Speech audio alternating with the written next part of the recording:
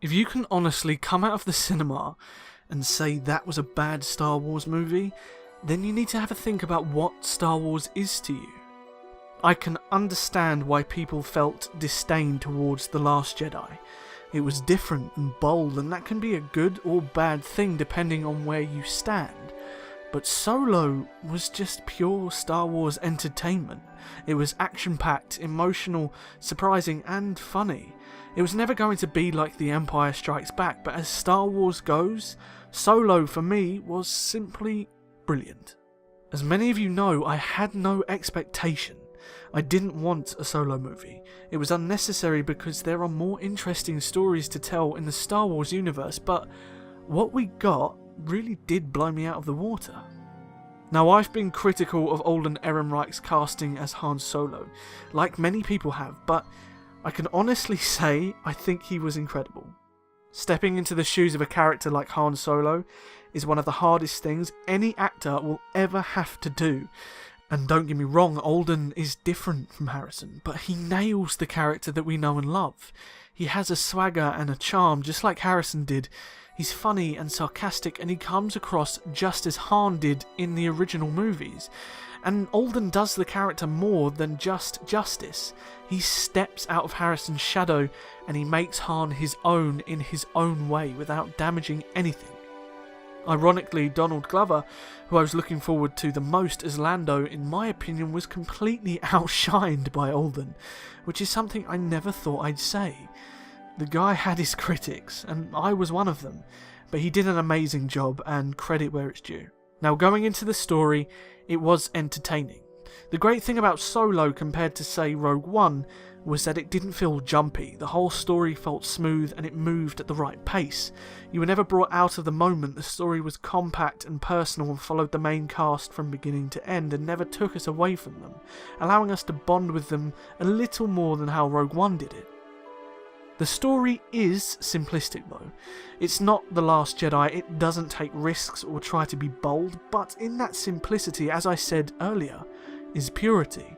It's a pure Star Wars film. It's a bunch of smugglers doing a job for a gangster, and in that as well, the film didn't focus at all on the rebellion or the Empire. It's a story about people. There's no massive galactic stake, it's about people trying to get by and trying to survive in this dangerous world. The film pays homage to a lot of the Clone Wars, which was honestly quite awesome, and it had some incredible surprises that really blew me away. Unlike Rogue One, it did use a lot of nostalgia, but that nostalgia was incorporated cleverly. Nothing was forced, like for example the R2 and C-3PO scene in Rogue One. It just flowed in and out of the main narrative smoothly. As for the characters, there were some real standouts. I thought Beckett, played by Woody Harrelson, was really good. I thought L3, played by Phoebe Waller-Bridge, was very good. Not K2SO level good, but a really good character in her own right. Emilia Clarke as Qi'ra was okay. She was important to the story, but not very relevant throughout the main narrative. She was more of a plot device for Han, but she wasn't a bad character. Of course, Lando was really well played. Donald Glover did a brilliant job, but he wasn't as good as I was expecting him to be. Lando was honestly the only reason I was excited for the film, but he was really outshined by Alden and in my opinion was in his shadow for the whole film. Val and Rio were okay, nothing special, again pretty irrelevant, and that's because the whole film was about Han and Chewie, and watching their relationship grow from the beginning to kind of how it was in A New Hope was an absolute joy. Their banter was there, and even though it wasn't Harrison, like I said earlier, it still felt like Han and Chewie, and that was in my opinion the most key thing to get right, and they did it perfectly. Now, as for the villains, Enfys Nest was probably the weakest thing about the film, sadly. Despite looking pretty damn awesome and having a really good theme tune, I absolutely love it, the character was underutilised, and although important in the long run, I think more could have been done. Also, Dryden Voss, although he wasn't really a villain, he was very well portrayed, and he was quite scary at times.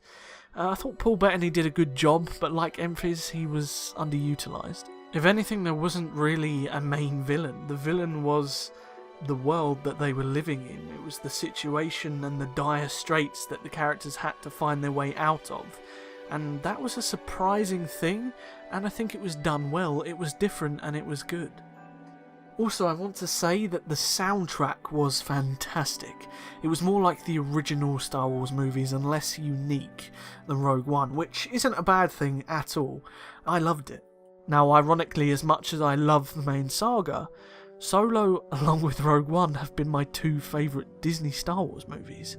And despite my hesitance about these Star Wars side stories, I can't complain anymore. I'm just looking forward to the next one, which, by the way, some new news, is supposedly a Boba Fett film, and it's being made by James Mangold, who made Logan.